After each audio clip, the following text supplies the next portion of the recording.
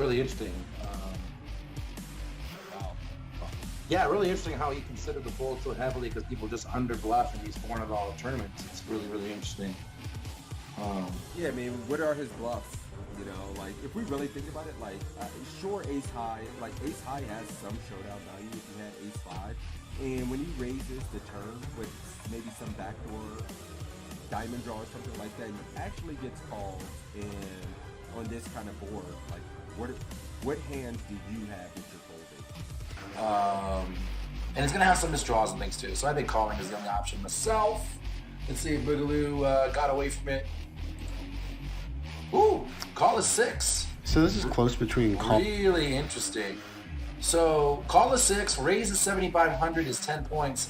And I'm going to say he said that because this is a very bad player. And so he thinks the very bad player is going to stack off here with worse queens a lot.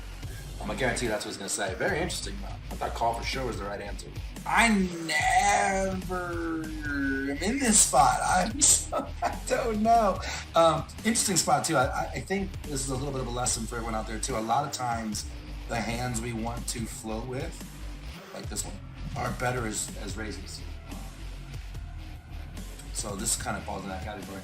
Yeah, and he was kind of an echo chamber for us there, saying, you know, we just get better hands to call and worse to fold. Yep. Like he's going to have some gut shots in his range. He's going to have spade draws. He's going to have king X. And we kind of, we kind of identify kind of what cards are going to be bad for us on future streets, and we're aware how to proceed on those cards. Absolutely. So yeah, that's a very good point. You right. That was the best. You didn't say anything. You won. Just straight up. You won. I'm just All right, so ooh, look at this. You're not opening this. You just looked at this. You're not opening. Button cut off, hijack, low jack, under the gun one. You are right. Come on now. Okay. I am. So let's see if he. He's got to open it, or there wouldn't be a hand. It would I'm be a already quick. down on points. You're already down on points in real life. Now, obviously, you're gonna cheat, but I'm gonna evolve. you're gonna adapt, right? All right, let's play it. I'm going to cry if he says he's folding here. Like, if he's like, yeah, you should be folding this in this kind of tournament, and you were actually right. All right, cool. Wah, wah. Like a spot where we have Ah! standard. Yes. And the reason is because queen. I just want to say for the record, that this is the best 3-point score I've ever gotten in my life. Because the right answer was fold. Right? But you heard what he said about the tables. This is a 3K. Here comes the excuses. 10 The points excuses fold. to It says open right if your here. table is particularly tight and weak. Welcome to the $5 2K world. I mean, the $11 10K. I'm opening this, yeah, for sure. This is the best 3 points of my life. Oh, that's hilarious. And everybody's 50. nailed it. What the hell kind of play is that from King Queen? Who does that? What the hell? Yeah, so Mad Dog.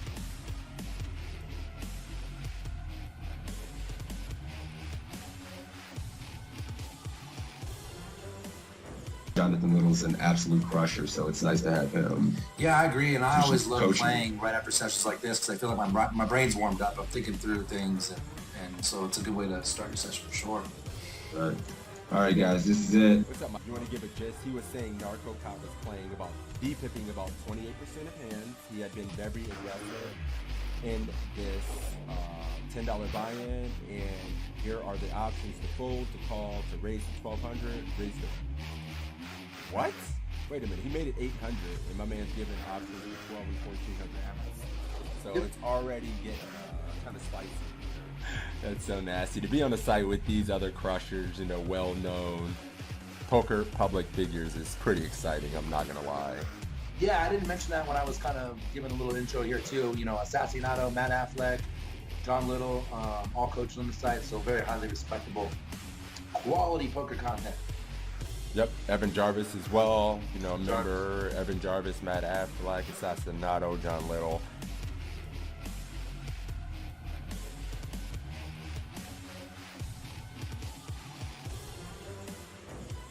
Yeah, so I guess that just makes sense. He could just have the ace of clubs in his hand. That's interesting, though. I How thought many that was points you got? interesting. You didn't do that bad. 45. I like how you just pat me on the back. You didn't do that bad. Well, yeah, good job, buddy. Like, The back. I remember I got the higher score in the first one. So, you know, we're 1 for 1, buddy. I just want to know. Calling, guys. Let's see if we're good. Similar situation as pre-flop. I think pre. All right, guys, we're checking, I guess. Oh, for fuck's sake. One of the things I see people when it comes to poker is when you can get to the turn and there's an opportunity. When you're facing a min raise or just a touch more than a min raise, and there's an ante in play, which is going to be the case in most tournaments, I think, going forward, you want to defend pretty wide. If your opponent's making a 2. All right, cool. You're going 1,400. I'm going 1,400, guys. I'm gonna go call with the arm and just see what happens. All right, and ready for I would the- fold in game though, for the record, in case that's the winning game.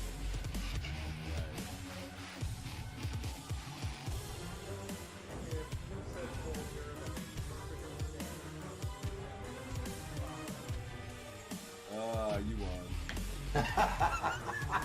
You win. I have to concede. You win. 14K. 14K, let's do it. Let's do it. No, we cannot win. This is a pretty rough spot because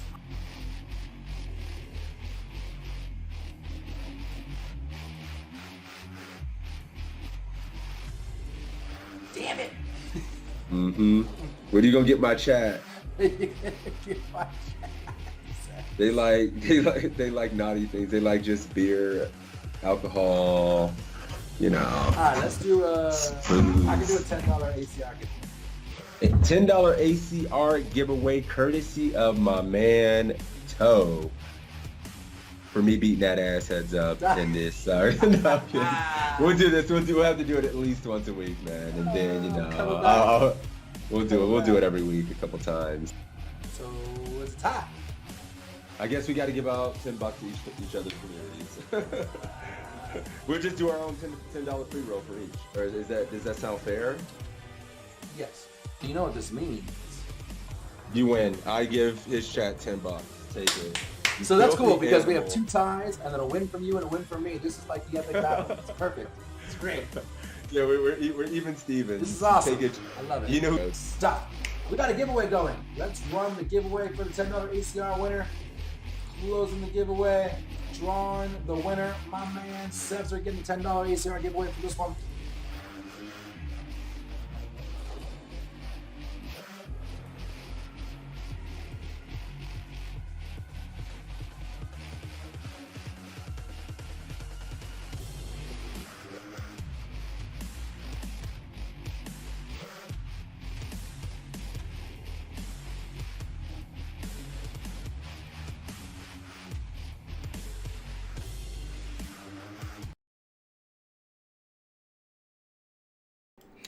What up? We're live. We're flying solo today. Sixes is doing some shit. He told me a few days ago. I don't remember what he said, but he's gone. How y'all doing? It's a study stream, !PC in the chat for you to get a link to sign up for poker coaching for free. You get a bunch of quizzes, you get a bunch of homework assignments, you get a bunch of charts. Go check that live shit out, or free shit out. PC Discord as well. For the poker coaching Discord, where there are giveaways, there's hand history rooms, there's AMAs, there's a ton of awesome content there. I mean, so much free content, it's pretty mind-boggling. So go check that stuff out. Good morning, CJ. Good morning, Praying. Good morning, Jerome. Good morning, Matt. Ian, thank you for the 47 months. I appreciate it, buddy. Things going good, man. You know me. My life doesn't change very much. Does that mean that this is crazy fives? How dare you? How dare you? It's the GodsBigToe show. And we're just shaking off the cobwebs, getting up, and getting ready to do this. Holy shit, it's Saturday. MTT Hero, what up? The way this is going to work is I'm going to draw 2 winners today from this stream only. So poker coaching in the chat. I'll do a giveaway. We'll have 2 people compete doing this quiz. We'll start with this one right here with Pocket Threes facing a raise from Jonathan Little. The winner will get $5 one way or another. So make sure you do that. How's your guys' week been? Coasting out there, flexing. The Coasting family, crushing the micros last night. CJ, what's up? How y'all doing? Coasting won stuff. He did. He sure did. I saw the whole thing. Canada's Little A, what up? Saw the whole thing. What's exciting, guys? What's exciting for me? Gotta play live this week. That's fun. Fire in the Wind series. No sixes. Yeah, he had family stuff to do. I don't remember what the fuck he said he had to do, but he did say he had some sort of family stuff to do. It's okay. In the QA, so every Thursday at noon Eastern, we do a more in-depth study session on the Poke Coaching Discord.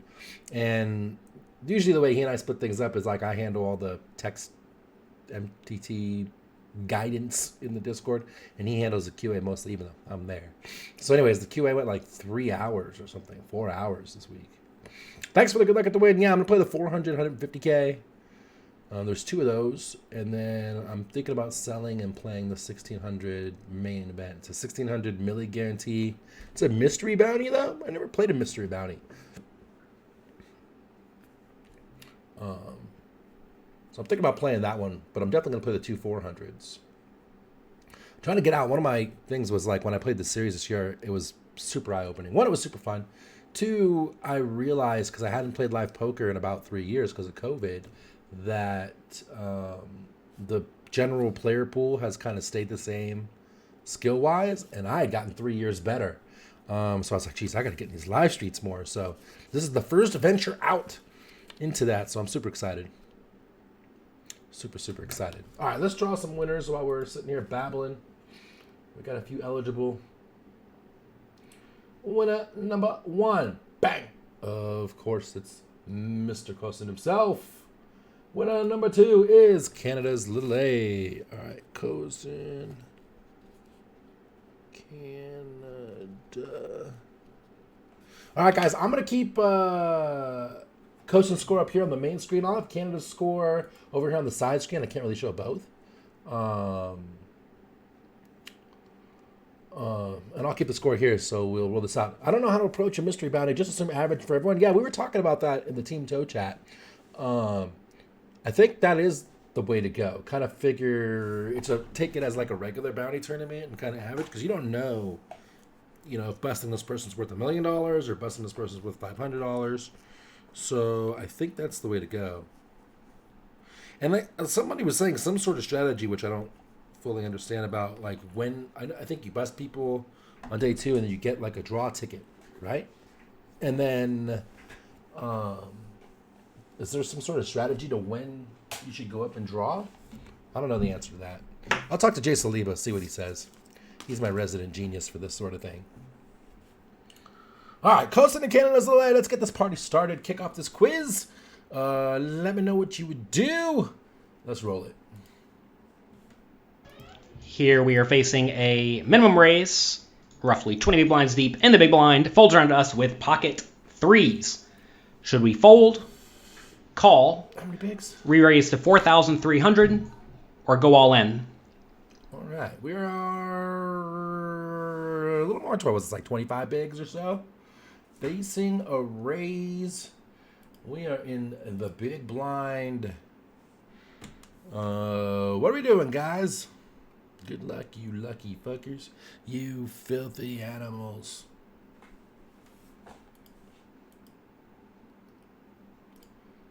I guess it's closer to 20 effective.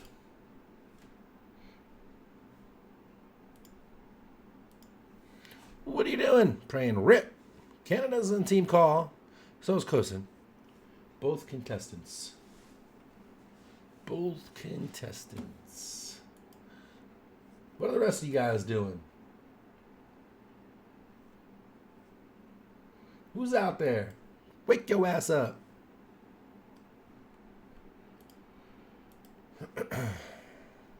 MTT Hero thinks we have 2 jams and 2 calls. quiet in here today. It is Saturday.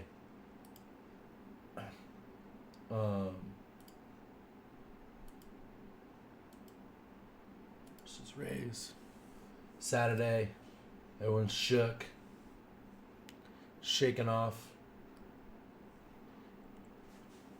To an early position jam, I think. Too early position to jam. Button cutoff hijack. This is low jack. Monkey Man says call. B-Web says call. C-Star says jam. So pretty equal between jam and call. Survey says at 20 bigs, jamming all our pairs, except for aces, kings. Jam. You don't want to call this and have to like call a C-bet, be down to 15 bigs. You have the best hand here a lot. Pick up all this dead money and you have a pair. It's hard to make a pair in Hold'em. At 25 bigs, you can see that's where things start calling. But even still, like, look at all these jams. 10s, 9s, 8s, mostly 7s, 4s, 3s mixing. Jam. Both contestants called, though. Let's see what Mr. Little has to say. If you've been paying attention to my previous few quizzes, you should know this answer. This should be an easy quiz. If it's easy for you, sorry. If you got it wrong, though, it's a big problem, and you're going to have a hard time winning at poker if you make this mistake, because this spot comes up a lot, and there's really only one right play.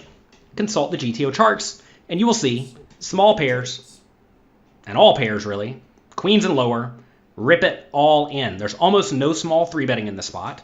The hands that do 3-bet small are aces and kings and jacks, so super nuts. And then a few nonsense bluffs. Queen 5 offsuit, Queen 6 offsuit, Ace 7 offsuit. 5s randomly. I would kind of recommend just having a 3-bet range, just like aces and kings, and then just like some nonsense Queen 5 offsuit, and that's it. I think that's a fine strategy. And if your opponent's literally never bluffing or rarely bluffing, or they're going to call your small 3-bet every time, then maybe you don't want to have a small 3-bet bluffing range. But notice the shoving range in this spot. This is very important. Realize that all of these pairs are shoving. This is a spot where so many people make the blunder of calling. They want to call and see the flop. But you have to realize when you call and the flop comes on pretty much any flop, pocket 3s is a favorite to be the best hand, but you're going to have a really difficult time realizing your equity unless you make a set, and you're not going to make a set all that often. So this is a very common spot to just rip your stack in pre-flop. So many players do not do it. They instead call, see the flop, and then lose a lot of small pots. But the way you win tournaments is by jamming in this spot. I cannot make it any more crystal clear. You must shove. I hope I shoved. I did shove. And the opponent folds. And this is what's going to happen most of the time. And I realize that this doesn't look like anything that takes all that much skill, really. Follow the chart and do it. But it turns out a lot of just good poker deep in tournaments is playing good pre-flop poker. And a lot of people do not play nearly aggressively enough before the flop. They call and see the flop and try to go from there, but that is not a winning strategy from out of position with hands that are going to have a somewhat difficult time realizing their equity. So rip it in. I do want to show if we're against an under-the-gun player, you have to be a little bit more cautious because their range will be a little bit stronger. Then perhaps you don't rip it in with all the small pairs. Against the button, you're going to jam a lot wider with like any ace-x, pretty much, right? Notice all these ace-x's are ripping it in along with all the pairs, right? You may be surprised to see that like ace 3 offsuit mostly jams, whereas a hand like ace 3 suited calls every time. And that's because these hands flop way better. Hands that flop way better call and see the flop, whereas the small pairs and the ace-x offsuit often is ripping in against a later position raiser. But anyway, in this very, very common spot, you're going to find that all pairs or the majority of pairs are going to be ripping it in whenever somebody raises.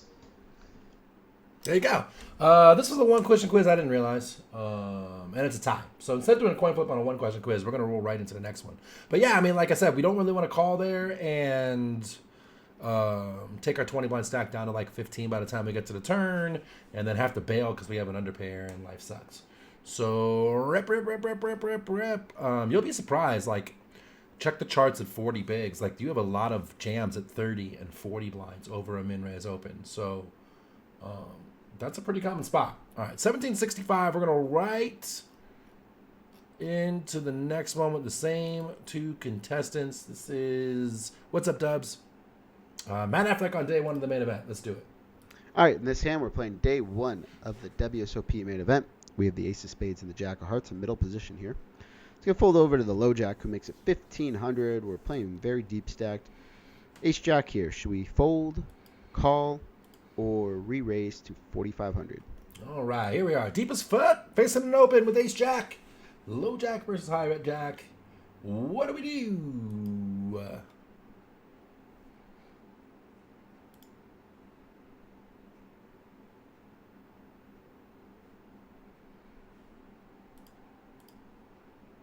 What do we do?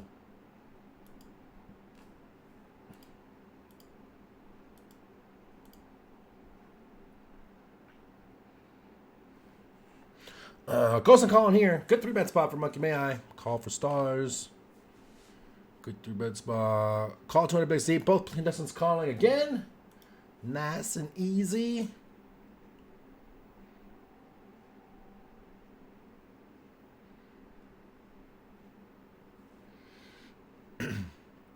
Nice and easy. Call for B-Webs.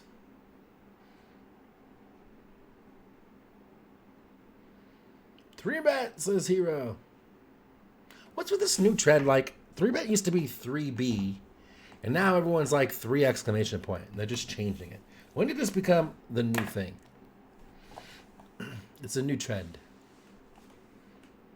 The cool kids are changing the shortcuts. Knock, knock, knock. Wah, wah, wah. Stu, how dare you, sir? Call just because of positions is B-Webs. Yeah. Yep. This is one of those spots that learned from sixes a couple weeks ago that your whole range can have some 3-bet. Sure. Ban those guys. I don't like it. No, me too. I'm with you, Dubs. Caleb, my man, thank you for the 17 months. What up, buddy? Is your day 2 today?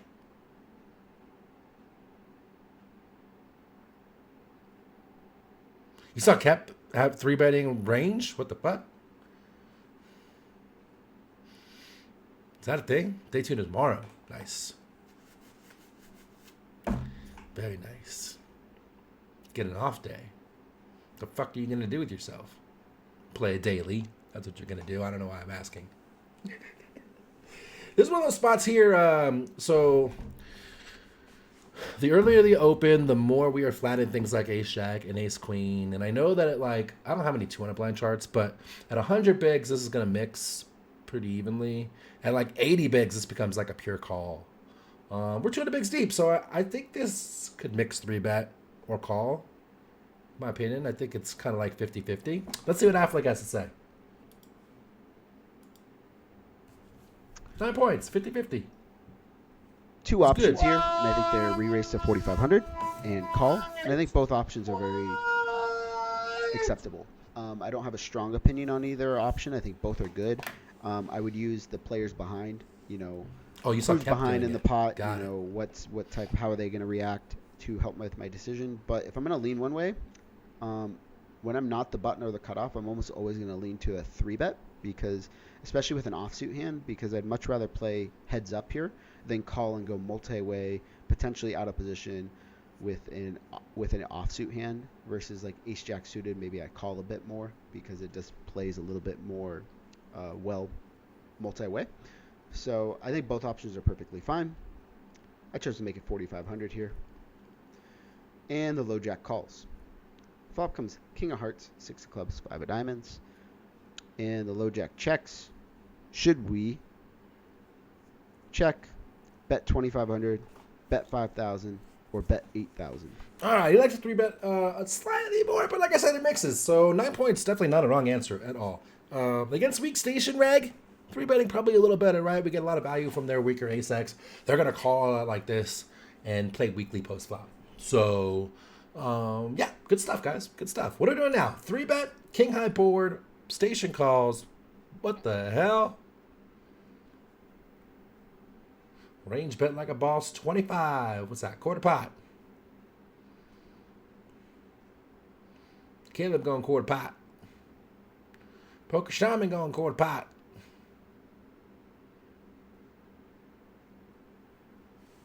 Okay, I'm already on the turn.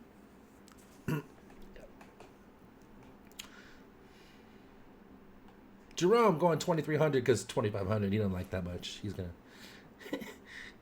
underbet it a little bit.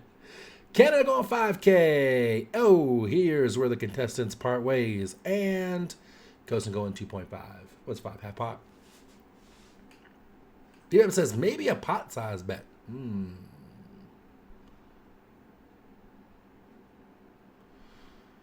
Play it like a cash game. 8K for C Stars. Pot size bet on the flop, says B-Webs. I guess that's around 8K given the options.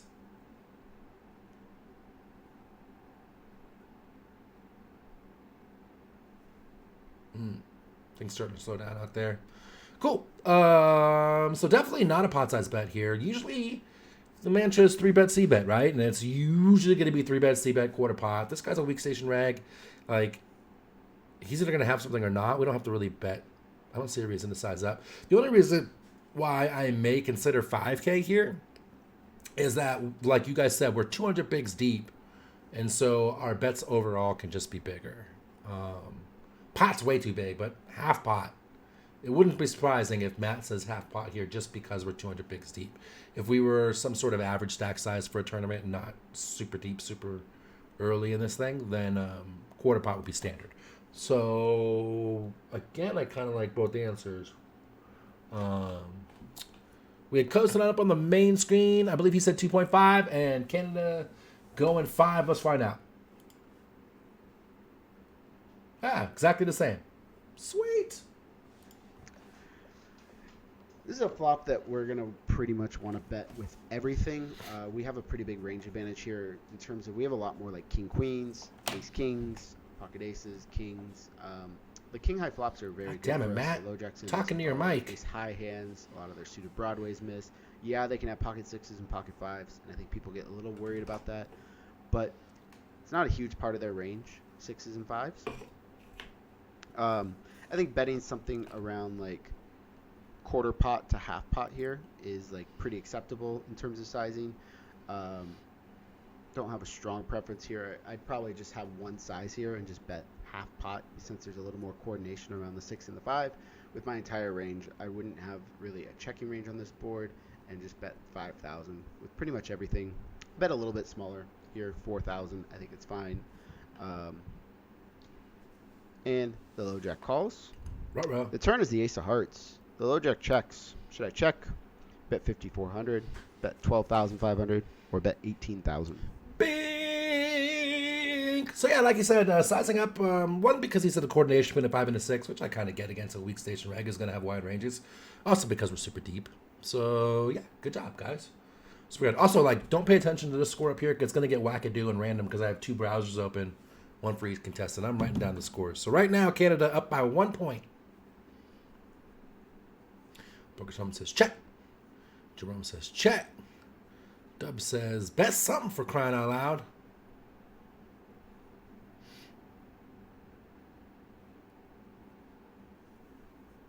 What y'all doing?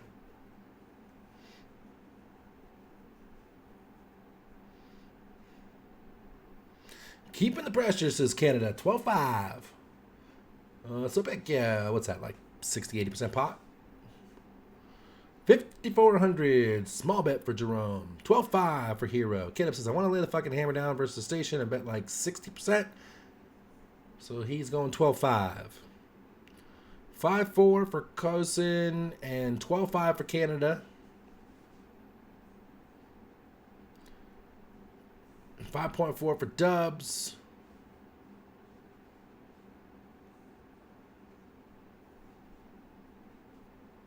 B-Web says continuation bet, question mark. I asked you first.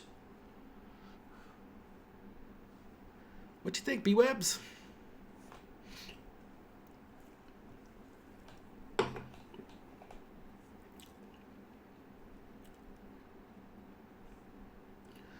Trying to get paid. Weak station calling with a king. They should re-raise the ace king, and we fold. They would also arguably 4-bet ace king pre. Most people gonna push ace king to the max, right? We can discount that a bit.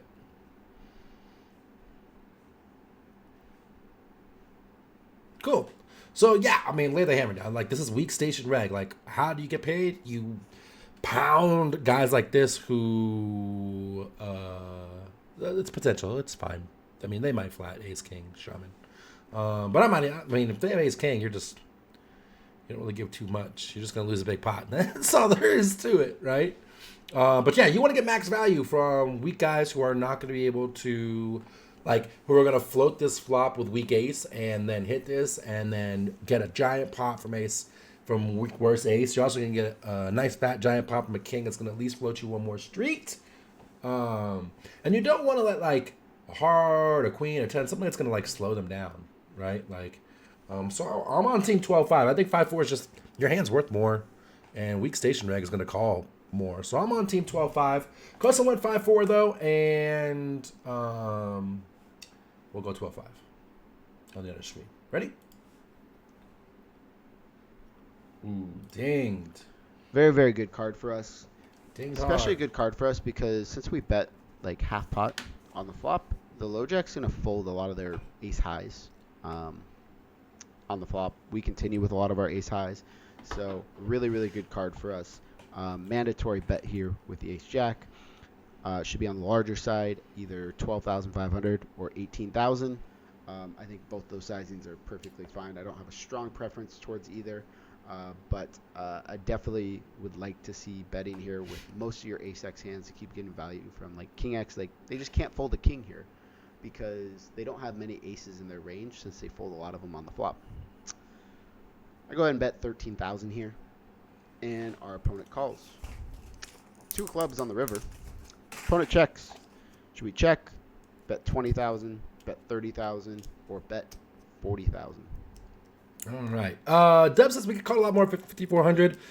Disagree on ace king 6-5. It's not like when we bet flop, bet turn. Betting smaller is going to keep, like, pocket 10s, pocket jacks, pocket 8s, pocket 9s. Like, those things should all be folding with the 2 overs out there. So we're really targeting a king and worse ace x, and all of those are going to call the bigger bet size. So you're losing value by betting 5,400 faux show.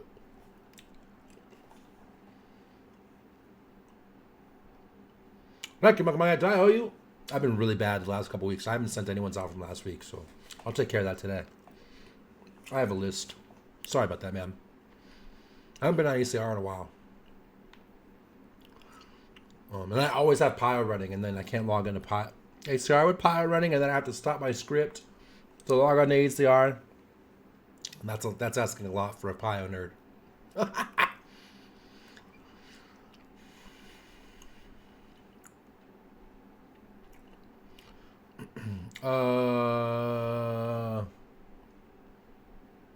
Like the low jack would have floated with ace high on a flop. I think some of them are going to float. Ace 4 suited, ace 3. So mildly disagree with Matt on that one. He's got some ace x. Hey, what up, Contrast? Working double shift here and the Israel job. Sheesh. Feel like both 20K and 30K should mix here, but versus this guy definitely going 30, says Caleb. Kosin going 30. Jewelry Rose, what up? 30 for Kosin, 30 for Canada. Kosin is magic. If I know him well enough with that, he'll never fold. Ace 7, ace 10. I'll be a hero with King X. Go 40, says Caleb. Pot-ish. A bit of a pio in the face. Womp, womp, womp, womp. Weak stations don't think about backdoors. I disagree. I think weak stations like to call with anything that has a hint of anything.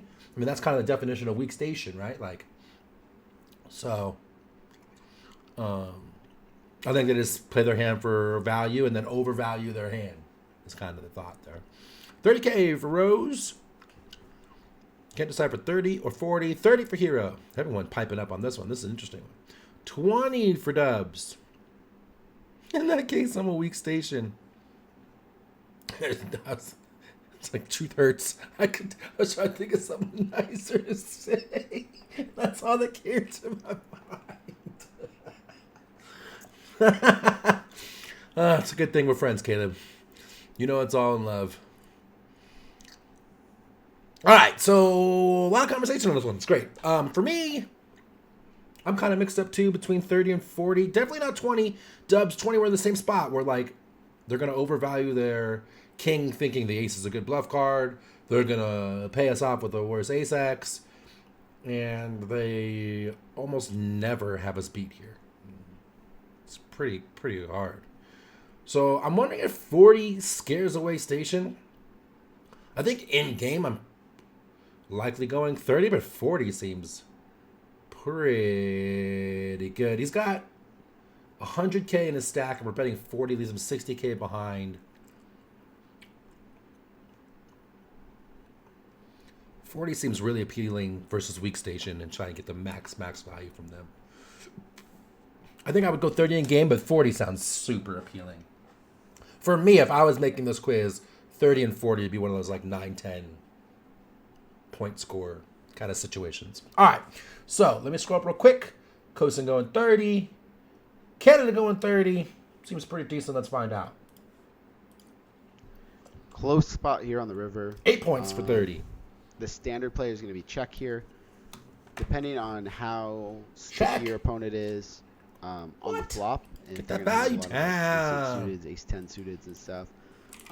Or if they're not going to pull the king. But in general, I think most people are still going to have ace queen in their range. I think we want to be a little more polarized than ace jack. I think it's slightly too weak to be betting for value here. If I'm going to bet for value here, it's probably going to be 20,000 or at most 30,000. Probably 30,000. And but I think this is a little too thin. Ace queen, I would bet to target the ace jacks. But ace jack, I think we run into ace queen a little bit too much. I checked back. Our opponent did have ace queen. But I think it's close on the river, and I probably would be betting with ace queen myself. Interesting. Really close between betting and checking. I probably wouldn't have ever checked. Against weak Station, I would have always bet for value. Yeah. 9, 9, 3, and an 8 for Kosin. 9, 10, 10, 8. Canada crushing this one. Well job, Canada. You win this time. Hit me up on the side. Let me know how I can send you $5. ACR, PayPal. I don't know. Wire transfer. Smoke signal, carrier pigeon. What have you. I really don't trust Matt, but is that results oriented? I really do trust Matt, but is that result? He made the quiz out of the fact. I mean, we could run this real quick. Take me 2 seconds. Low jack versus hijack. He 3-bet it. Got called by the low jack.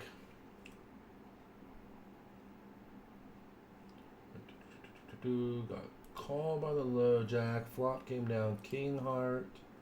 6 club. 5 diamond. Low jack checks. I will show you. We are indeed c-betting range. And mixing a lot between quarter pot and 50%. I don't know. You can see this is quarter pot right here, but mixing a lot. 38% quarter pot, 56%. You can see it here. A lot of the range just 50, 50, 50. So we do bet the 50. They call. Turn was ace heart. They check. We have ace jack O, pretty much pure betting. What's interesting to me is that betting small, which is weird in position on the turn.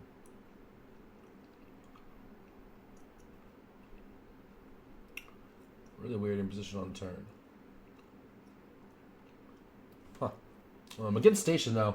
It's a good exploit. We bet big. They call. River was a 2 of clubs.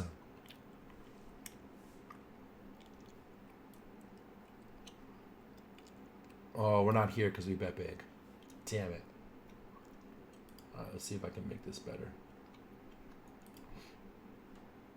Give us an idea.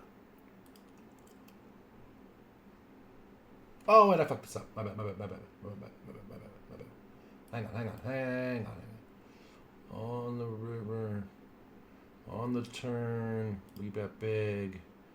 Low jack calls, 2 of club. I was looking at the low jack range. Here we go. Ace jack. Solver approved. You're checking ace jack. Ace queen, look at this. Checking a shitload. Really surprising that these don't bet for value to me. Really surprising. Solver approved check. Super surprising. We all got better today. Let's go. Canada, let me holler much way. Ginger for the 58 months. 2 months away from 5 years. Unbelievable. Be in Vegas in December for the Poker Go NFT. Absolutely, Ginger. Let me know. Definitely let me know. We will make sure to meet up with you somewhere. That's amazing. That's exciting, Ginger. 5 years. Absolutely crazy. And you don't have a first mark. Like, damn. Ginger, one of the OG originals. Holy shit.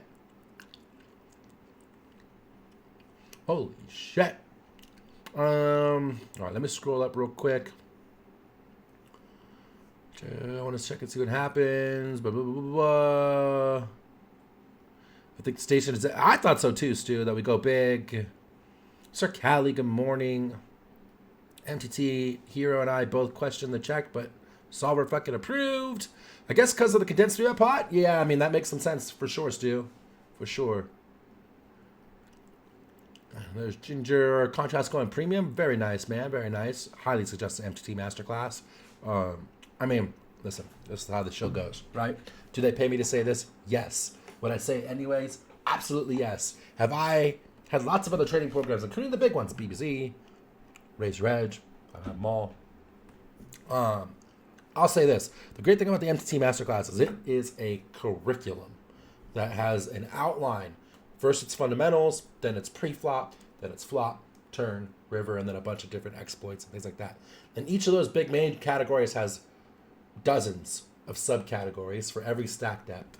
And you kind of mark them complete as you go through each module. And at the end of each module, there's like a 2 to 5 question quiz. And so just the way it's structured and gives you a guideline and walks you through step by step every portion of tournaments, or if you take the cash game one, same thing, all the way down. Like, the way it's structured is phenomenal. One of my biggest things, I'm actually taking the masterclass because I realized, one, like, I've never taken it, and being a poker coaching guy, I get asked questions about it all the time, so I thought it'd be good to check it out. And two, you know, you always pick up good stuff. No matter what level you are, like doing these with you guys and what have you. And so, yeah, man, it's been great. So highly suggest the master course and mastering fundamentals. All right, enough shilling. New keyword is shill. Put shill in chat. We'll pick 2 new words. We'll pick another quiz.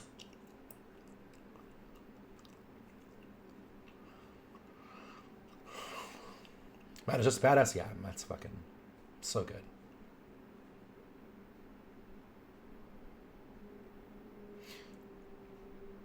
We're in position, Jerome, so if we check there, the hand's done. So we can't check to induce in that exact one.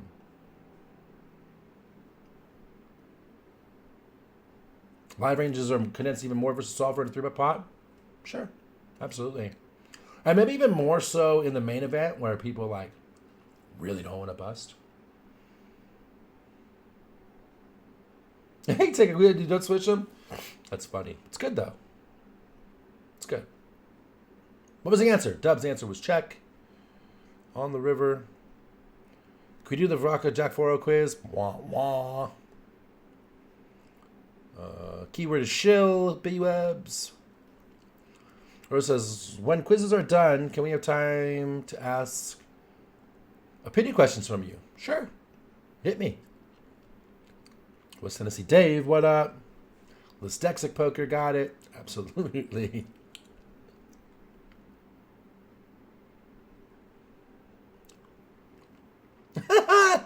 I'm not scared of getting canceled, Caleb. It was check, Dubs. It was solver approved. Check. It was 8 points for the bet. So it was kind of close, especially against Station. But solver was 100% check. against like a good GTO player. Why is Shill blocked in Poker Stream?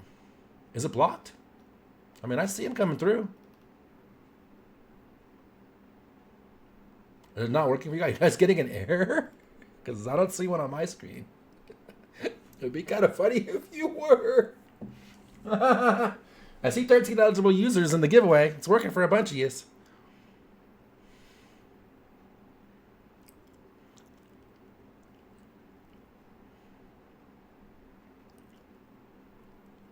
You're seeing rows of asterisks. That's funny. How funny is that? I didn't even know. It's working. How funny is that?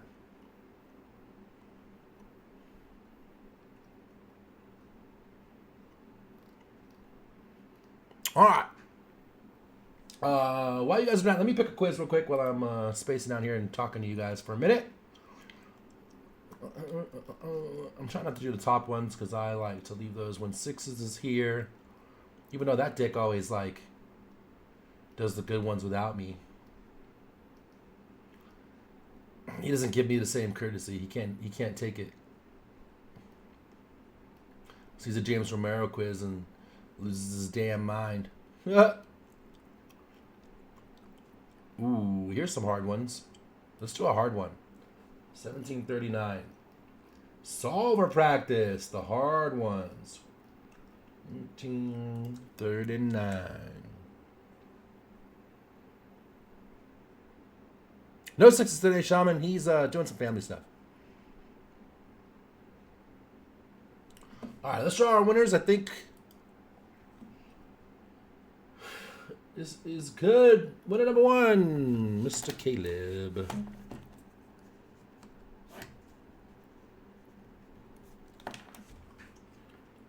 And winner number two, Mr. Meatball. Legends. Legends. All right, guys. Let's pick this quiz and see what happens, yo. Under the gun raises. Holds to us. What percentage of hands total should we be playing from the cutoff here?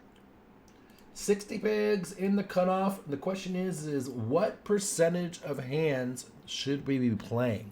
It's going to be a tough one, guys. It's going to be a tough one. Why'd it have to be solver practice, Caleb? You got to give the hard ones to the OGs.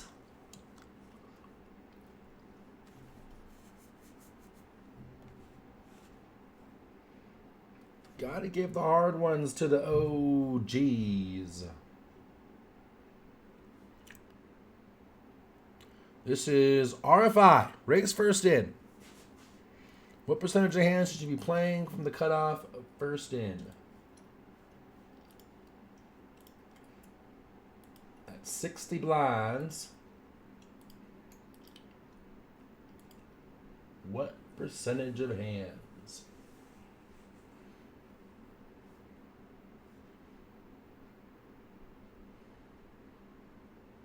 Oh, wait, this is a mistake. So let me clarify.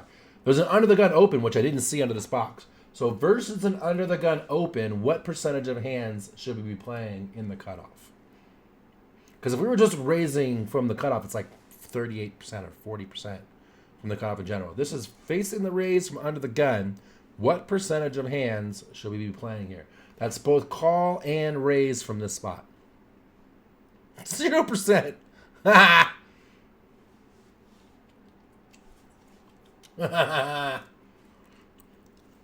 Kenneth says 14%. Tight as fuck. Oh, he says, let's see. Let me scroll up here. 20% for Canada's. 20% for Jerome. Rose going 18%. Slightly tighter. 14, 18, 14, 18. Lots of 14s, lots of 18s.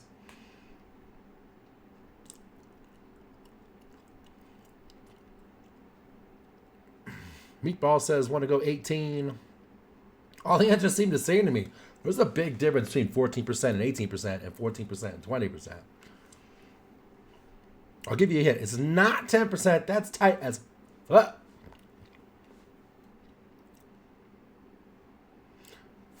14 for Caleb. 14.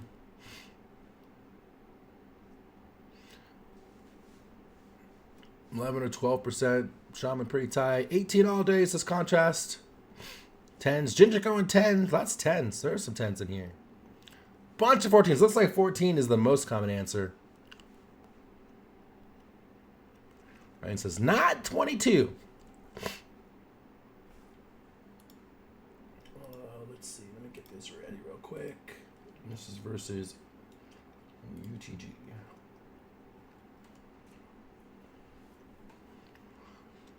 Piston loads are connectors. Some good before coverage. 10 is tighter than a turtle butt. It is. 10 is really tight. That's like, what is that? Like Jacks plus and like Ace Queen plus? Right? Really tight.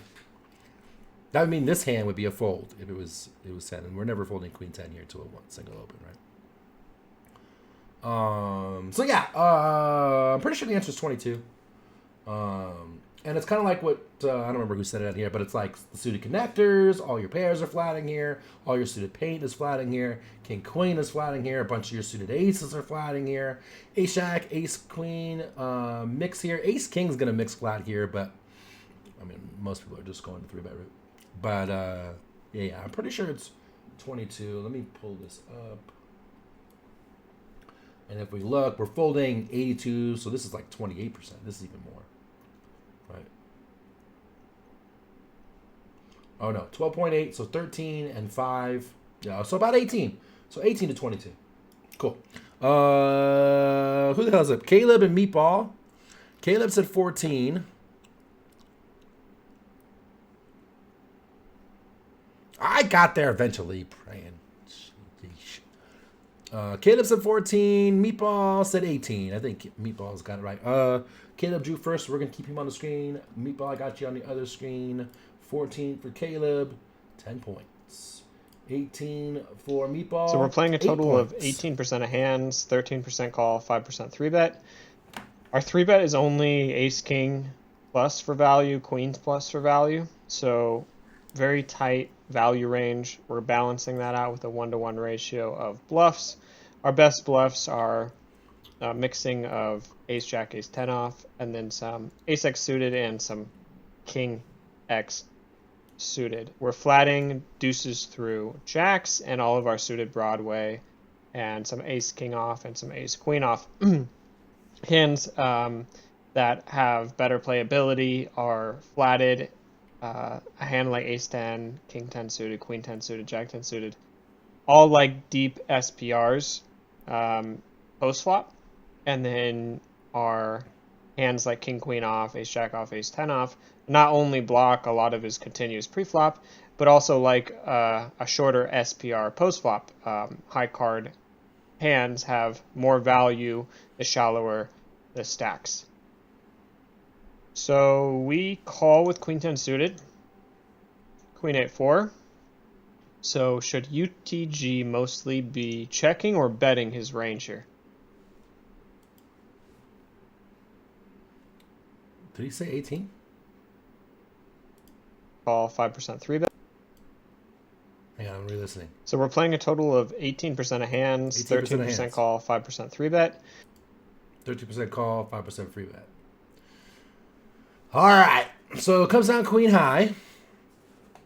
And the answer is, should under the gun be c-betting this out of position or betting?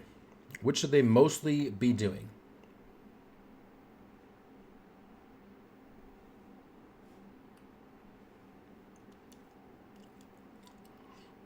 Ginger says checking.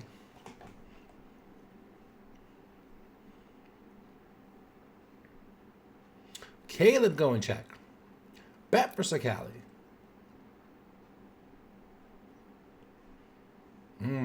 Pray and say it earlier the open, later the call. The more the C bet.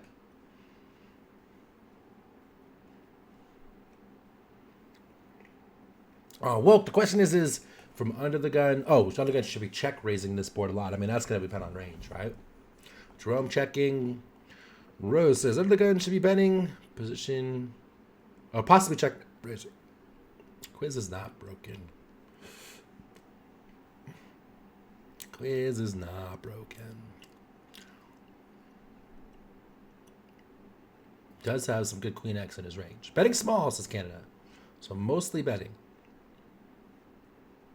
Shaman says, opener is checking range with a robust check raising range.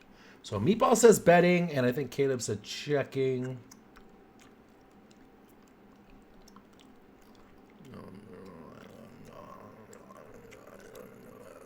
Checking. Cool. This is where we part ways. Bet, bet, bet, says Dub, CJ. Contrast.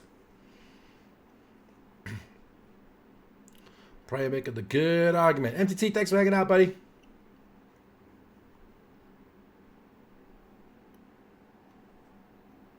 Oh, wait, he did say 18. He did say 18, and the points are backwards. Shit! You're right. I'll turn this quiz into support. Right now.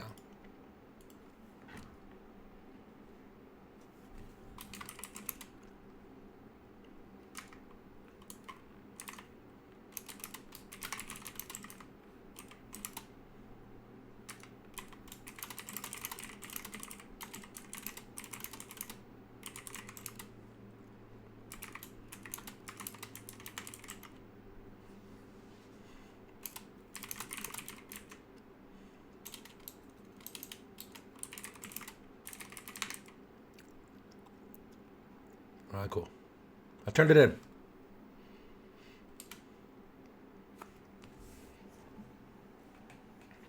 Marlon, what up? Thanks for 31 months, homie. All right, cool. Should be mostly betting or checking here. This is interesting. I am the guy who checks a lot out of position here, but the earlier they open, the later the position, the more we see that. Queen A4 is kind of bricky. I wouldn't lie and say in game I'm probably checking here more than I am betting. But I think overall with range we're probably betting more often slightly than checking because of the positions. So that'd be my guess. Caleb was checking and Meatball was betting. So we're about to find out. All right, Caleb said check. 10 points. Under the gun will mostly be checking his range, while both 7 ranges points. have the same amount of equity, meaning that if we forced check downs and delta turn, delta river, each range would win the pot about half the time. Cutoff is in position, so he has more expected value or EV in the hand. So because of that, we'll see under the gun checking quite often on this flop. Under the gun does check. What is the worst hand in cutoff's range that should mostly be betting this flop for value? What is the worst hand the cutoff range should be betting for value? This is a tough one. Basically, how much are we checking back? What is the worst hand? This is a tough one. King, Queen, betting for value. Queen, Jack, Queen 10, 8, 9, all checking for him. The quiz has been fixed. Support already on it. If we refresh, it'll be good. See what kind of support, what kind of support we give the community here at pokercoaching.com. Look at that. Bang, bang, fucking boom. All right, Kenneth says King, Queen. Pocket fours is the worst hand. Shaman, you're betting for value. So you're not betting pocket eights. You're not betting pocket queens. You're not betting ace, queen. You're not betting any of these hands listed below. Queen, Jack, or King, Queen. I think it's King, Queen, he says.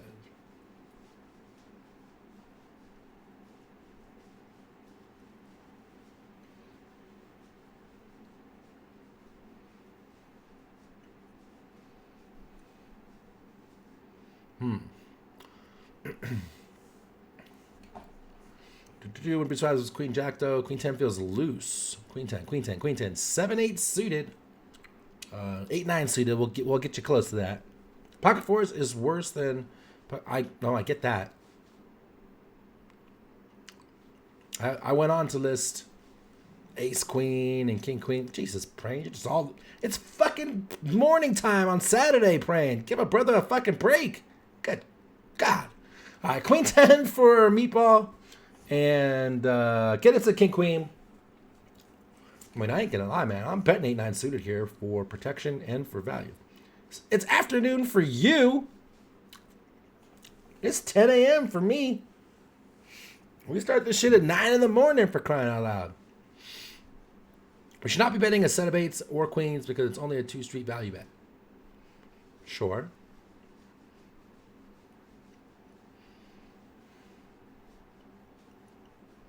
Sure. Yeah, I mean, I'm betting 8-9 suited for protection of value.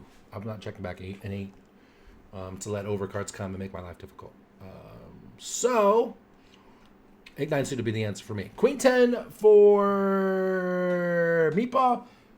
King Queen for Caleb. Let's check it out. King Queen 7. So here's 10, cutoff 10. strategy once under the gun checks. The worst hand that's bet most of the time for value here is actually 5-4 suited. Now, regularly when we're examining under the gun in position flats here, the cutoff has a very passive flop betting strategy. Maybe only c-betting 30 to 40% of the time.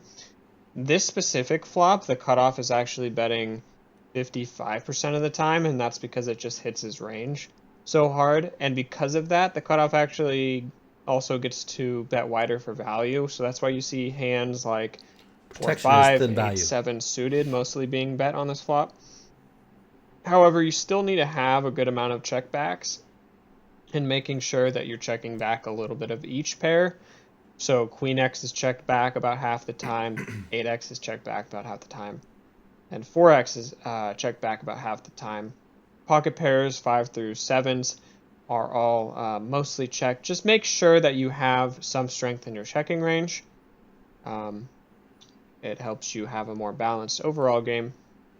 So Queen 10 suited is checked here. Deuce of diamonds on the turn. What is the preferred turn bet sizing for under the gun here, given his range? All right, so it goes check, check. Now, under the gun should be betting here a lot. What is the average bet size on the turn when the villain caps on the flop?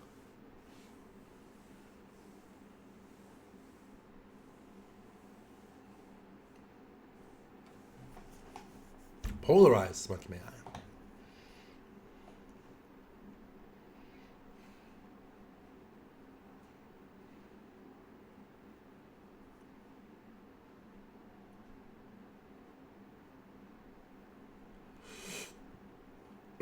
This is where it's going to depend on the solver.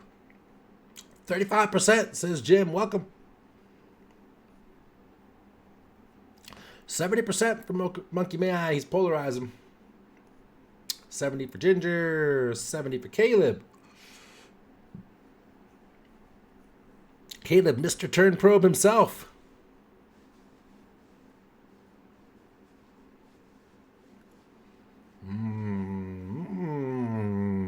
Praying leveling. 35 for Scally, 70 for Canada. Ian bombing the life out of it on Team Praying Gaming. People says, repeat question, please. Got distracted at the end of my family stuff. What is the preferred bet size for under the gun when it goes check, check on the flop?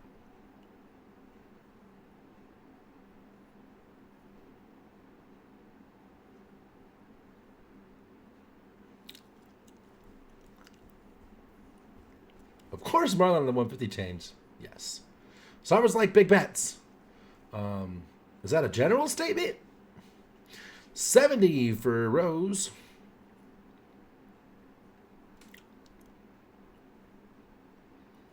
Shaman guessing 70. Sounds good. Sounds good.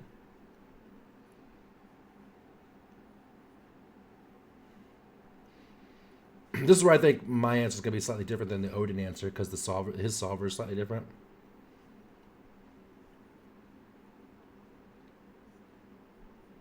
Sure, depending on the board texture, Ian. Sure.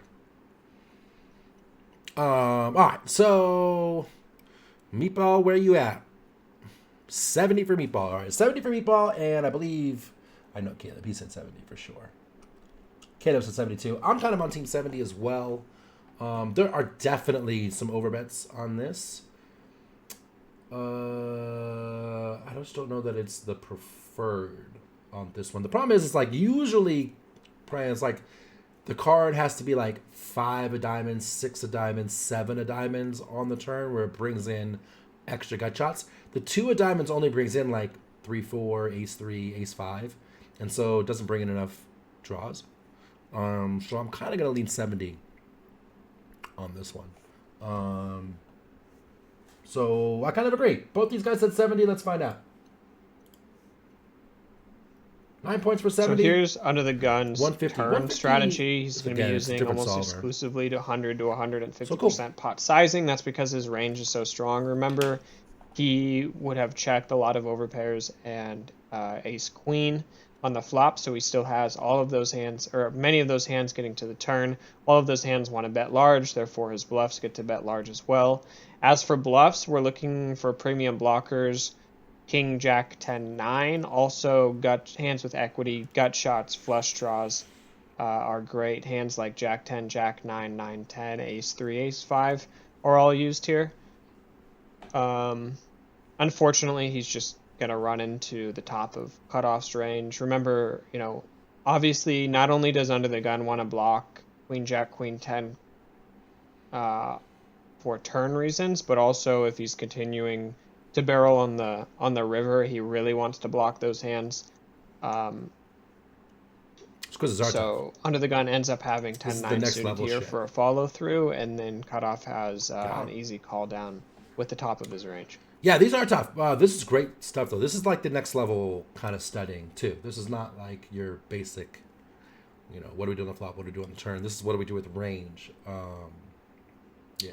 So, much tougher. Much tougher. This is the good stuff. All right. 33 points for Caleb. 30, 10, 29. 36 points for the Meatball. Meatball eking it out. Congratulations, Meatball. Let me know how you want your prize, my friend. All right. Cruising. We're cruising.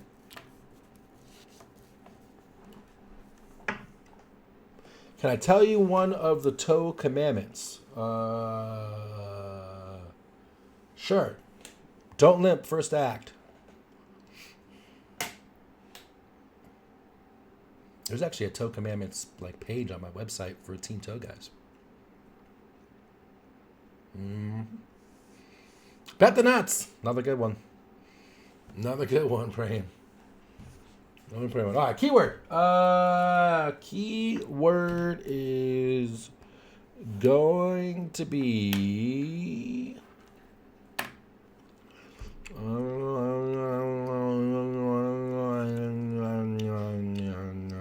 don't know. Kittyland has a tattoo. Nice. There is a person. He's not here today. There is a person out there with a Team Toe tattoo. What the fuck? That shit was crazy. Thou shalt not limp. All right. Keyword. Keyword is bet the nuts. All right.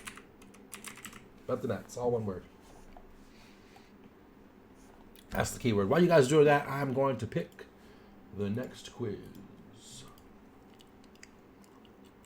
Got him. All right. Next quiz. We're going to scroll down here a bit ways.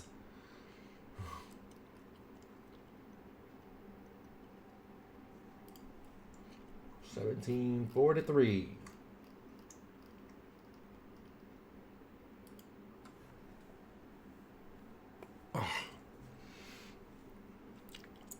Alrighty.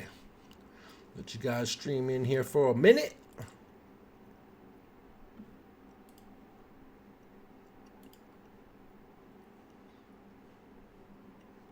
See you later here. Thanks for hanging out, buddy. So, fuck. My original logo I found some sort of picture of a dude who had just the big toe, and I think it was a tattoo. I don't think it was marker, but he had like a little evil devil face on it. That was my original logo. And then for a long time, there was talk about me getting that tattoo on my toe on stream. It never happened though.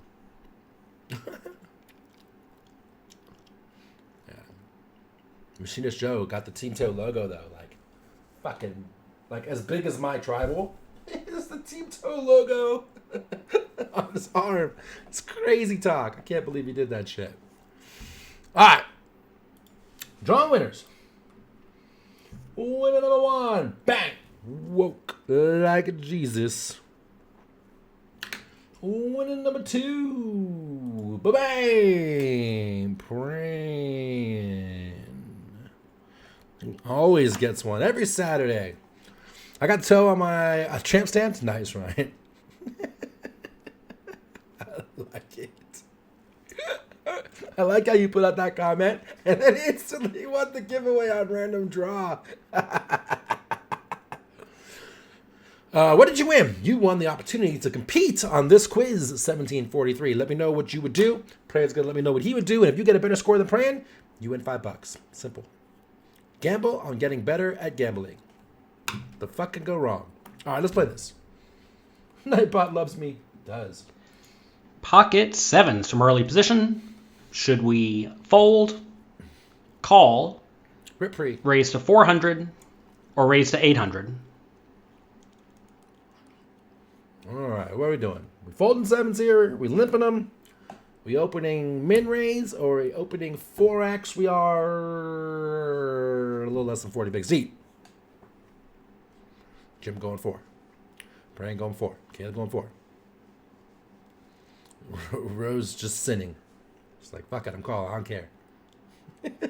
Sir Cowley going 4. Everybody going 4, right? Min raising. Min raising the standard. Excuse me, we're not deep enough to go bigger. 400 it is. Let's go on to the next one. Easy game.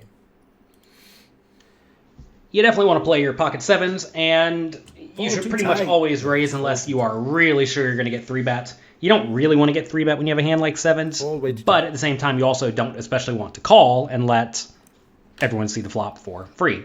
So just raise as you do with the entire rest of your range. So I would make it something like 400.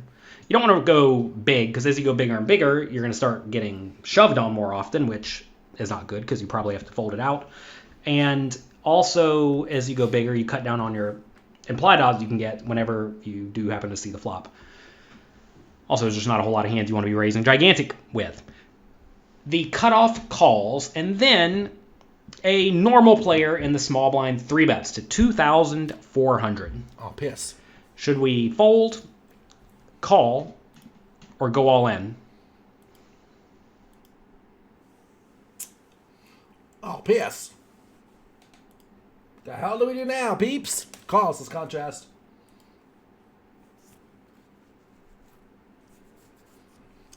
Call 4-3, oh, good 2.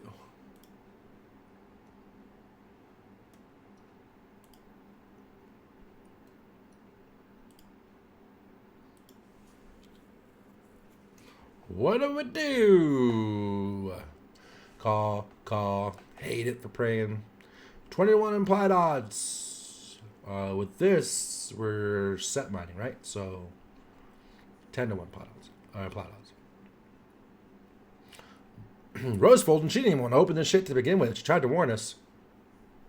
Fold or jam, depending on the player, says Caleb. Fold for Meatball. Fold for Woke. Fold for praying. Everybody folding. There are some calls out there, though. Are some calls out there.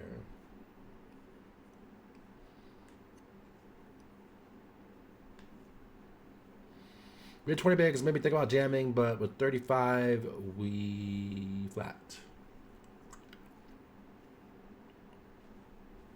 Flatting too dangerous is praying. 21, yeah, 10 to 1 for this, 20 to 1 for suited connectors.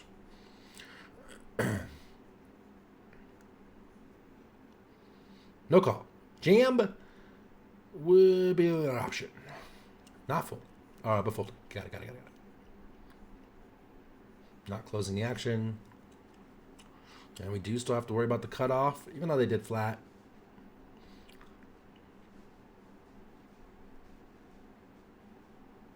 Lots of folds. Everyone kind of like pump faking the jam and then going with the fold. Jim calling to let the other person in. Give you a little bit better implied odds that way. For sure.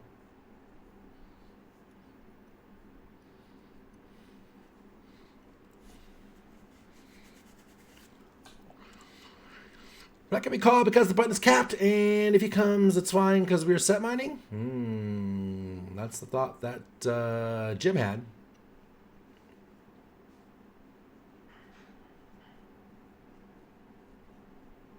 Contrast would be folding if he was a slightly smaller. All right, so this is going to be a fold, guys. This is a fold for sure. I think people are overcalling this too much. If you look at the chart, look at that folding. Tons of folding with these smaller pairs. Kind of like what you guys said. We're going to face a C-bet almost 100%. And we're going to get a good flop almost 0%. We do have some calls in this spot, but 7's too weak. So folding is good. So I think they both folded. Fold. All right, cool. Let's find out. Fold good. Some people will look at this spot and think, easy fold, obviously. Some people look at this spot and think, easy all in, obviously. And other people will think easy call. But in general, on this spot, unless you have a reason to think the small blind is especially loose and aggressive and battly, you should fold. Because you have to realize that when you do shove, the player in the small blind is going to be getting really good pot odds to call, right? They have to put in something like 5,000 to try to win a total of 15. So they need to realize 33% equity, which they will do with pretty much anything. Unless they do have a random blocker bluff, which a lot of people do not 3-bet with to begin with, especially in such a big size. So this is a spot where I think in non-tough tournaments, you're going to be shown a hand like ace-king, ace-queen, jacks, 10s, 9s, something like that from the small blind a lot. And against ace-king, ace-queen, jacks, 10s, and 9s, maybe queens, maybe kings, maybe ace-jack suited. Against that range, all of which is going to call a shove, you are going to be in pretty bad shape with a hand like pocket 7s. Whenever you consider your opponent's range, if you are dominated by a lot of the pairs and you're flipping against the overcards, that's really bad for you. Whereas if you're dominating a lot of the pairs, or if you're dominating a lot of the ace, king, ace, queen, ace, jack type hands, which will usually mean you're dominating the pairs too, in that scenario, you're going to be in a very good spot. This is a situation where I really am not going to be calling much at all, if any. I mean, maybe I would call with aces. The thing is, with aces, you just want to get your money in immediately while your opponent's going to call you every time. So I really don't have much of a calling range when my opponent does 3-bet so big. I'd probably be getting it in with something like 10s and better and ace-queen suited and ace-king. I know that may sound a little bit tight, but you have to realize when your opponent does re-raise pretty big like this, they're just going to call you every time. And if they do start folding a ton, well, obviously we should be shoving the 7s. But almost no one's going to 3-bet in this spot and then fold to either player. So just let it go. Just let it go and move on. I think 9s and 8s are probably pretty close. I think 8s is probably still fine to fold, whereas 9s I think is also close, but I probably would end up getting it in. Maybe I would quote-unquote bluff with a hand like ace-jack suited sometimes, but even then I think I would just fold in this spot. You're going to find that most people in most games just do not 3-bet from the small blind nearly often enough, especially with the garbage or with the bluffs, and if that's the case, you in turn should overfold. Don't feel like you must play in these spots. You also can't call because if you call and think, all right, I'm going to try to get a good flop, unless there's a 7 on the flop, it's not great, and you can't really fold on a lot of the low card boards. Right? But if your opponent wants to put in all their money on the low card boards, you could easily still be crushed. And you don't really want to go all in, like I said, because you're just going to get called a ton. So this is a spot where you just have to fold because your opponent made it so big. If they made it smaller, by the way, like 1,200, I would call and see a flop. But they go very big, so we have to fold. Aces does call here. It does need protection. And we want to keep them as wide as possible. That said, people not 3-betting enough here with the weaker part of the range. You could argue for pushing against particular players for sure. But ace is the one that flats here. The one pair that flats. 10s jam. Jacks flatting. Queens and kings jam. All right. Should we roll it on a 2-question quiz over to another quiz, or should we coin flip it? What do you guys think?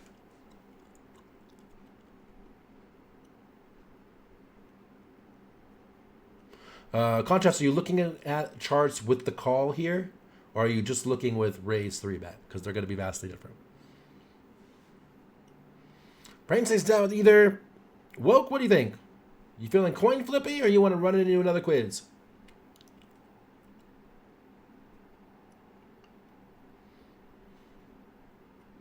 Flip!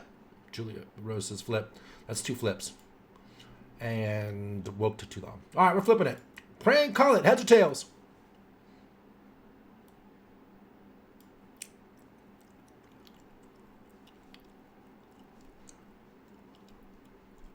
Tails. All right, here we go. Bing. Heads. Woke. You got it, buddy. Let me know how you want your cheddar. Congratulations. All right. Let's go back to quizzes. Let's give us a keyword. I think we got time for one more on the day.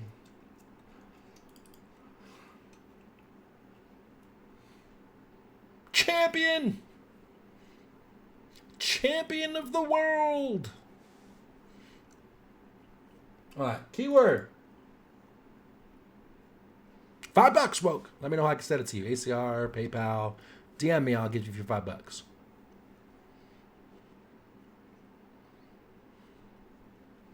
All right. Let me move this over. New keyword. Oh yeah. Keyword. Champion. All right. Champion's the last keyword of the day. While you guys are doing that, I'm gonna get a quiz over here.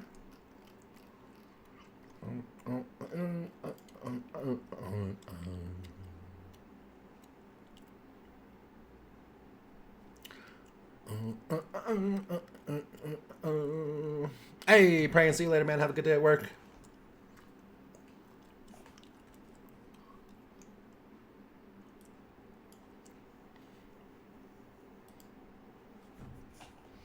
Let you guys stream this in there.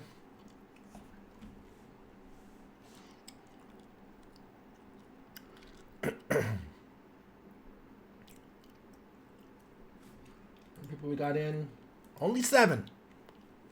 Where the rest of y'all at? Get in there. Get your free shit.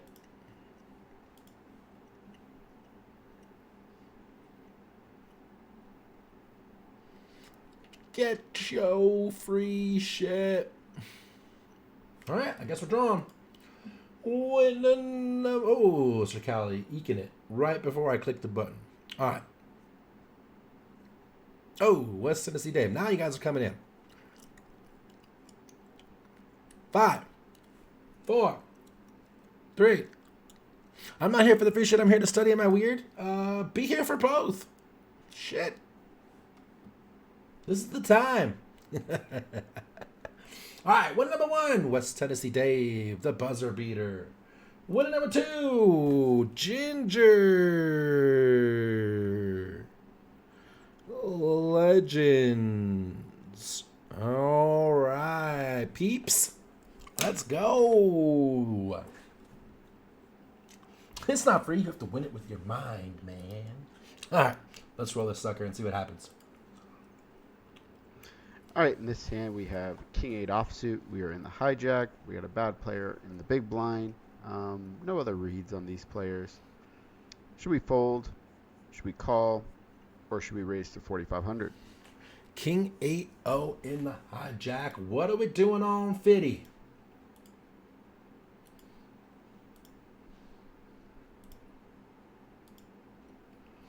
What are we doing already in the hijack?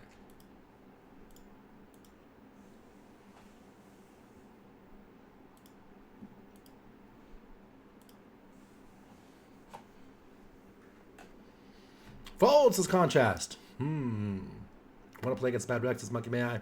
4,500. Ginger getting in there. Monkey May getting in there. Jim folding. Not an ISO, Ian. This is first act. Caleb exploiting. Sir Cali going for it.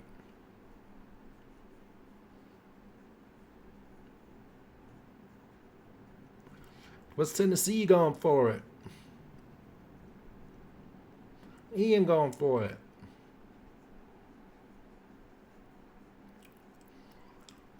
Rose says, oh, hell no.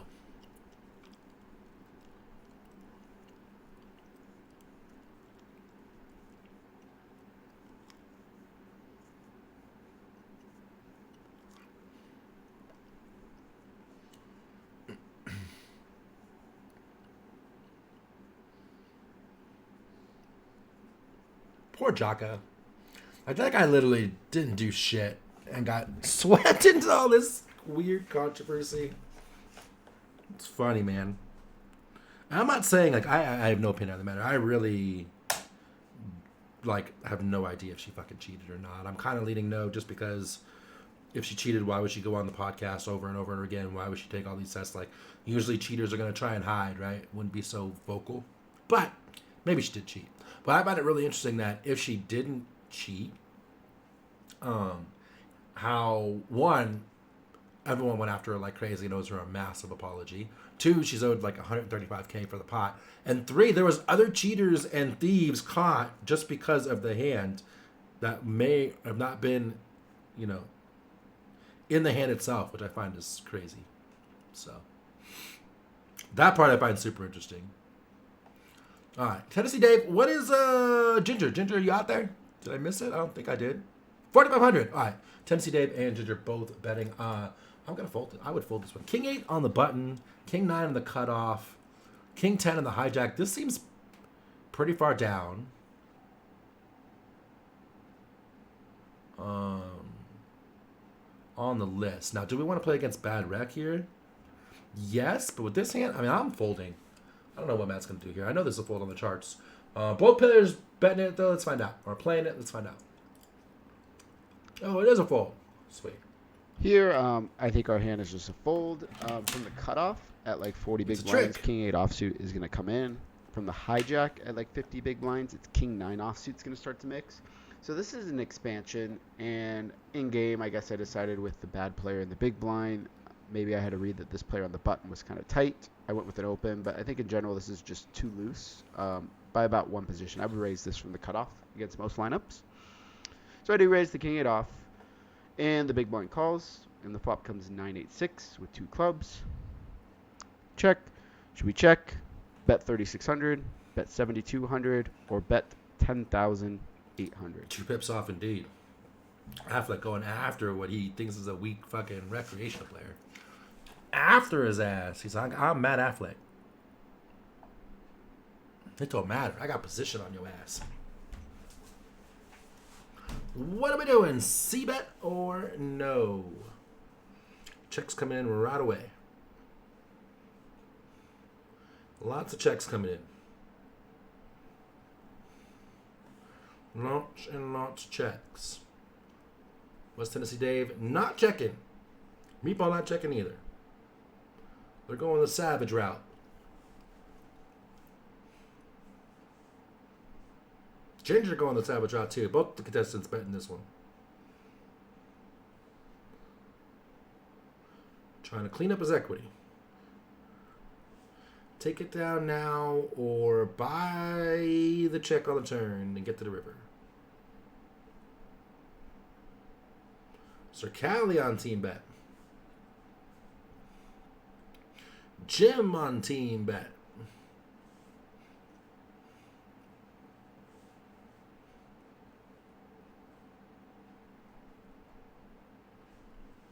Against Bad Rec. Canada going after it. Canada hasn't been very wrong today. Canada's been all over it. Representing. Check call, says Ian. It is a whip board contrast. Woke. Bombing it says, give it to me now. I don't want to see no more cards. I'll take this Move on to the next hand.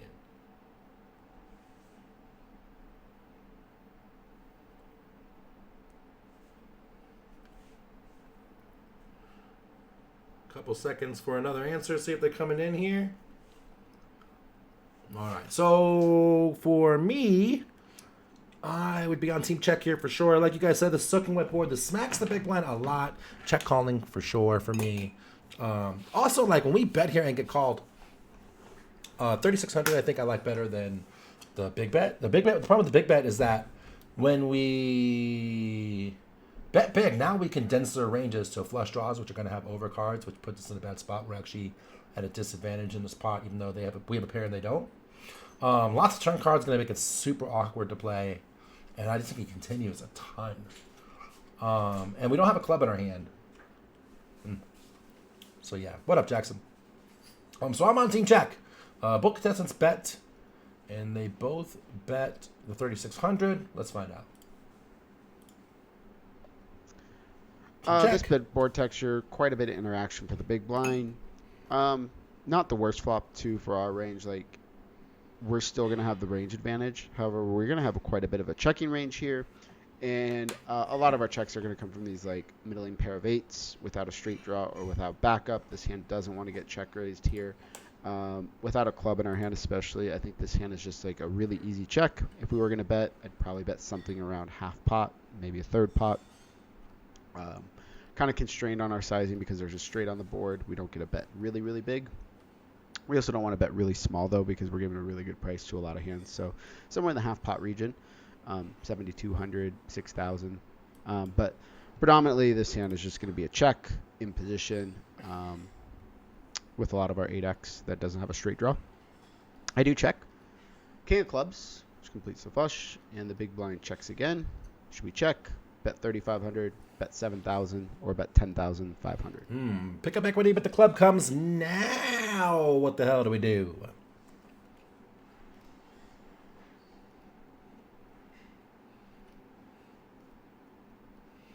Now, what do we do, folks?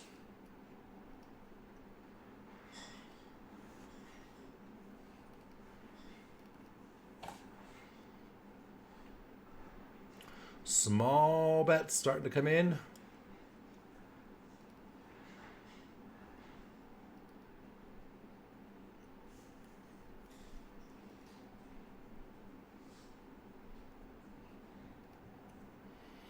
Big bets starting to come in. Really big bet coming in from Dave.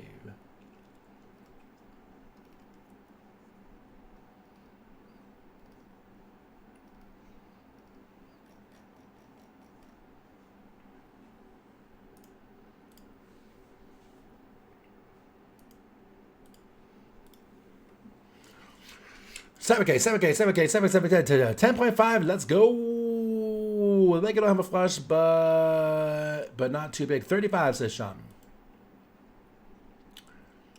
And Ginger going 7. So with the flush completer, I don't think we go 10-5. There's a typo there. 10,000, 5,000 instead of 10,500.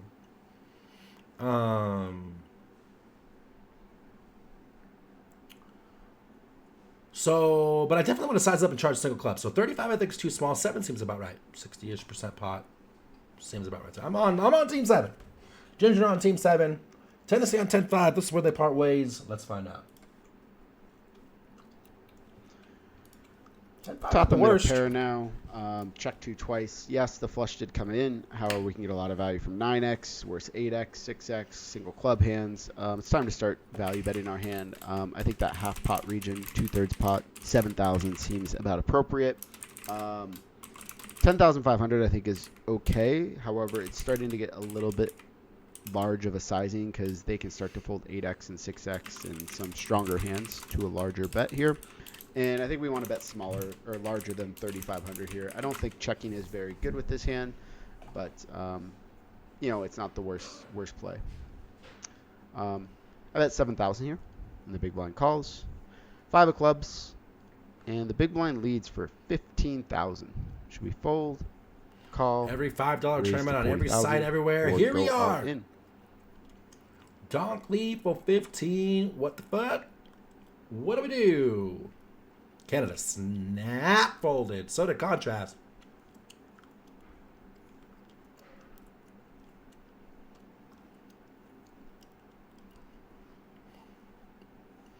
Monkey May I folding. Snap, says Caleb. Woke, says fold. Stu folding. Sir Callie folding. Ginger folding because they always have it.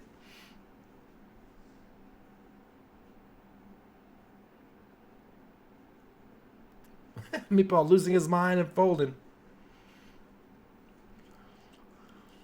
Tennessee Dave folding too. Yeah. I mean, this is never a fucking bluff.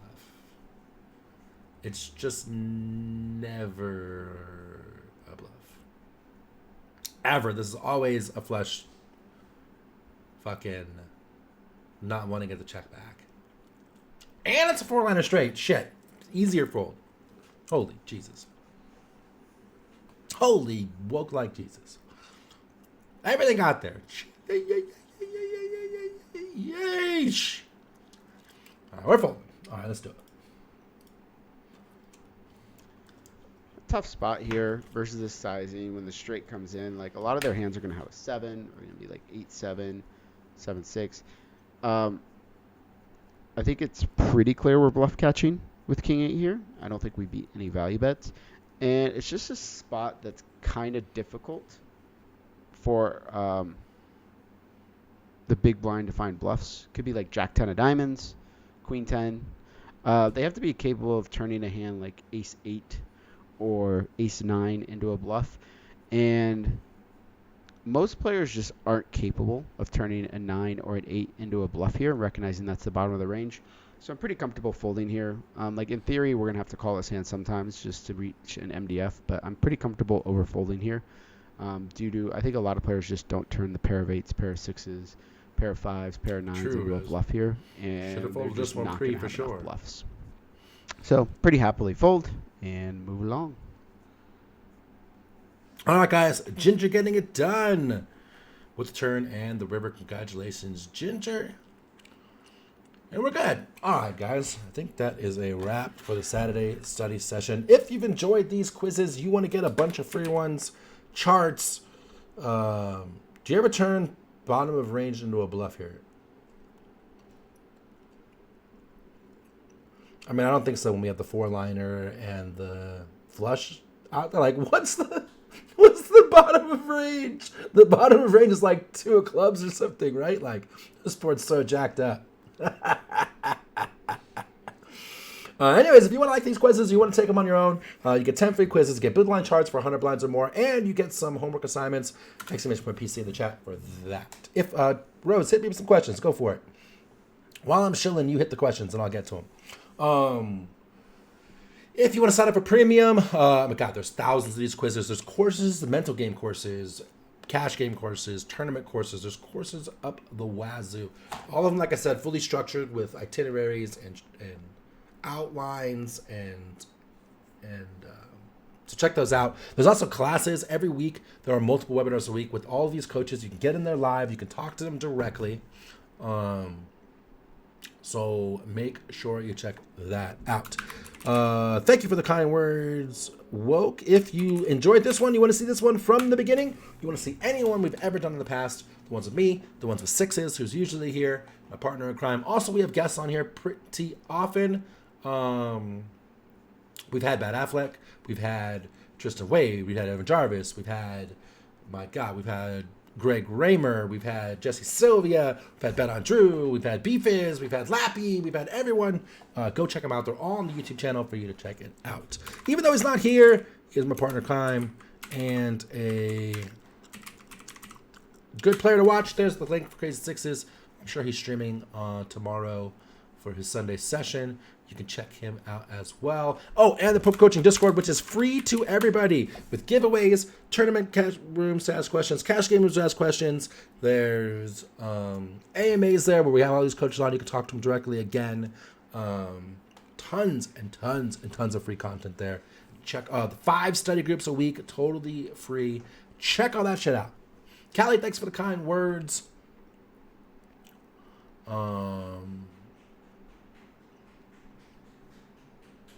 Thank you, Stu.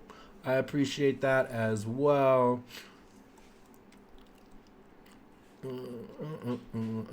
Every Saturday here at noon Eastern, woke, so make sure you turn in. Honest opinion, if you can. Global for new players. Like Global the site for new players? Oh, fucking Global, Rose. Hands down.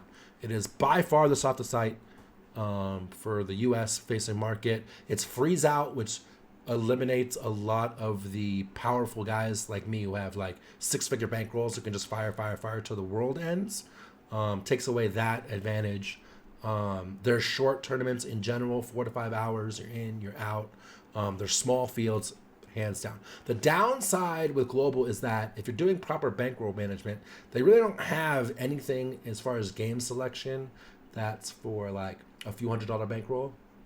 Or even a couple $1,000 bankroll. The selection's pretty thin. So that's where, like, while ACR is a pain in the ass because they have 5-6 hour late reg and thousands of people, they're the only ones facing the US that have $1, 50 cent, $2 tournaments that are good for small bankrolls. So you, on some level, if you have a really small bankroll, you kind of have to play, ACR. But Global is definitely a must. Absolutely. I did a marathon poker day to see where my game breaks down too much, so I need to sleep in today, but normally get up early. I'm sober. Absolutely. Right on, man. Right on. Yeah, I don't play Saturdays because Sundays is such a heavy day for me. So I always take Saturday for the family. What else you got, Rose? Is that the only question? Bet Online, also a good option, Rose, if you're looking for other sites. Bet Online has a slightly stronger field. They definitely have a more aggressive field as a whole, but again, it's small field, and the structures are kind of fast, so you have to have a good short stack game. It's another good option for you. BetOnline.au. What else you got?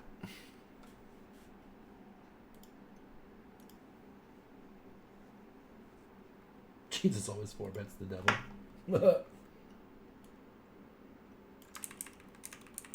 Hey, Patty Jean, you caught us right as we're saying goodbye.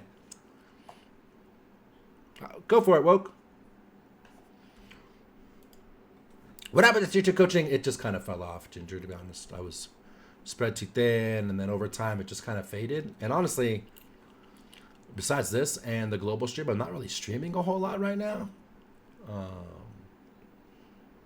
So I think it just kind of faded.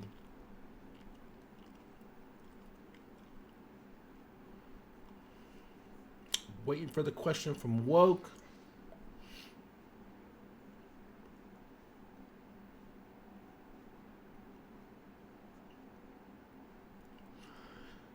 When I'm past the bubble and people are yeeting 40 and 50 by stacks like half the table, what's your calling range?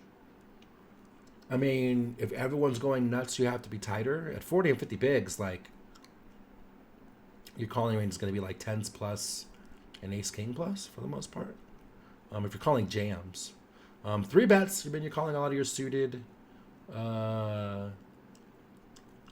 paint and things like that, pairs and stuff, But as far as calling jams, it's going to be like 10s plus and ace king. Great site, GTO Wizard, Preflop Academy are 2 great sites where you can get ranges, ICM ranges, and just ranges in general, multi-way ranges. All that stuff is really good. It's one of those things like if the table's going crazy, you have no choice but to kind of tighten up and wait for a hand. If the table's super passive and super tight, then you can start to play aggressively, right? What's the best way to find a study buddy? This link here. Rose Discord. That link will take you to the coaching Discord. There are 5 free study groups a week. There's one on Thursday hosted by me and Crazy Sixes. There's one on Tuesdays by Crazy Sixes. It's cash games. And then Monday, Wednesday, and Friday is Luis Felipe, who's a great guy, who's another coach for pro coaching. He does those plus this stream, all free. On top of all of that, there is rooms for cash games and rooms for tournaments where you could just post hands, reply to hands. There's a constant flow of stuff. They're all free and available to you. Check that out. So absolutely. Absolutely. In love and want to start making that money. I love it, Rose. Welcome to the game. All right, guys, I think that's it. That's all you got for me. That's all I got for you. Make sure to check it out. All those links are up there for you. I'm going to throw the host. And let me get ready to do that to Mr. Tony Warriors this time. So give him some love. And I'll see you guys next week. Peace.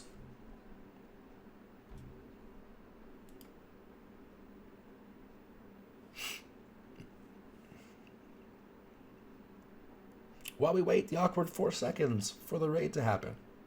Later.